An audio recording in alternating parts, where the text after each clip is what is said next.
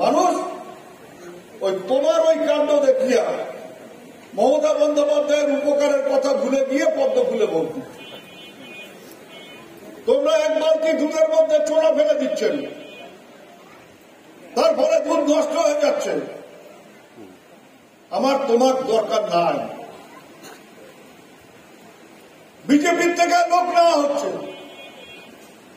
বিজেপির থেকে নেতারা আসছে, বিজেপির থেকে পঞ্চায়েতরা আসছে, কিন্তু আমার নেতারা ওর কাছে ঘেঁষবার দেয় না।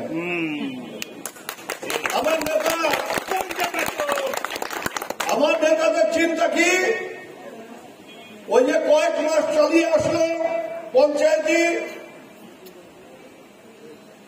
ওখানে তো বিজেপির পঞ্চায়েতকে ভাগ দেওয়া হতো না, যে হালুয়া পঞ্চায়েত আমার, তাই এলাকায় বুঝে দেওয়ানিগিরি করছে।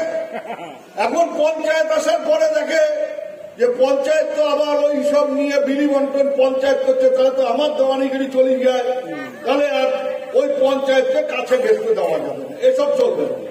যাকে দলে নেওয়া হচ্ছে তার যে গুরুত্ব, তার যা কাজ, সেই কাজটাকে করতে দিতে হবে। তোমার কাজ তুমি করো, তার সাথে মিলেমিশে আলোচনা করে করো, কিন্তু মনে করবো একটা কথা মাথায় রাখতে হবে, এখানে যে বিজেপির থেকে যারা জিতেছিল তারা কিন্তু কেউ বুথ দখল করে যেতে নেই, তারা মানুষের সমর্থন নিয়ে জিতেছিল। তার মানে তোমাকে যে ভোটে হারালো তার জনপ্রিয়তা তোমার চাইতে বেশি, এটা সে প্রমাণ করবে।